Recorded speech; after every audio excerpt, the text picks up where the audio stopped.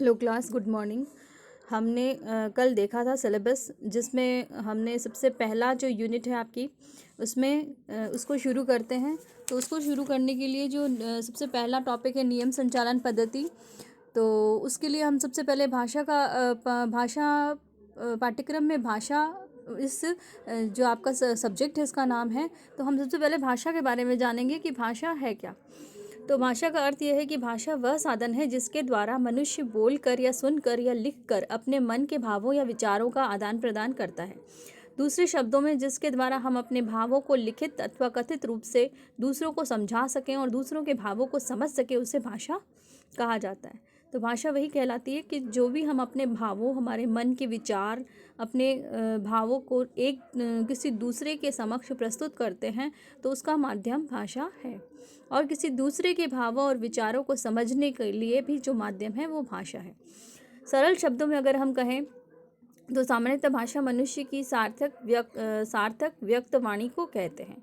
सार्थक व्यक्त वाणी मतलब जो भी शब्द या वाक्य बोले जा रहे हैं वो सार्थक होने चाहिए, निरर्थक नहीं होने चाहिए, उनका कुछ मतलब निकलना चाहिए।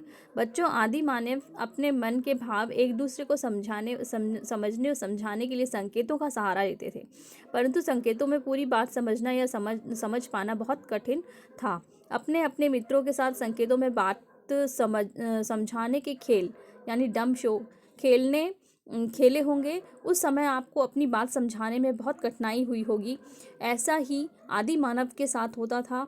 इस असुविधा को दूर करने के लिए उसने अपने मुख से निकली ध्वनि को मिलाकर शब्द बनाने आरंभ किए और शब्दों के मेल से बनी भाषा। भाषा शब्द संस्कृत के भाष धातु से बना है, जिसका अर्थ है बोलना।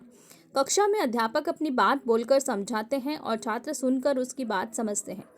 बच्चा माता पिता से बोलकर अपने मन के भाव प्रकट करता है और वे उसकी बात सुनकर समझते हैं। इसी प्रकार छात्र भी अध्यापक द्वारा समझाई गई बात को लिख कर प्रकट करते हैं और अध्यापक उसे पढ़कर मूल्यांकन करते हैं।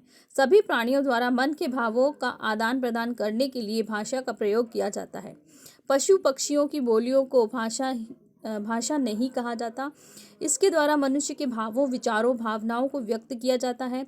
वैसे भी भाषा की परिभाषा देना एक कठिन कार्य है, फिर भी भाषा वैज्ञानिकों ने इसकी अनेक परिभाषाएं दी है, परंतु ये परिभाषा पूर्ण नहीं है।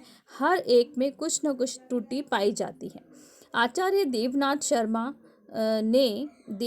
शर्मा ने भाषा की परिभाषा इस प्रकार बनाई कि उच्चरित ध्वनि संकेतों की सहायता से भाव या विचार की पूर्ण अथवा जिसकी सहायता से मनुष्य पर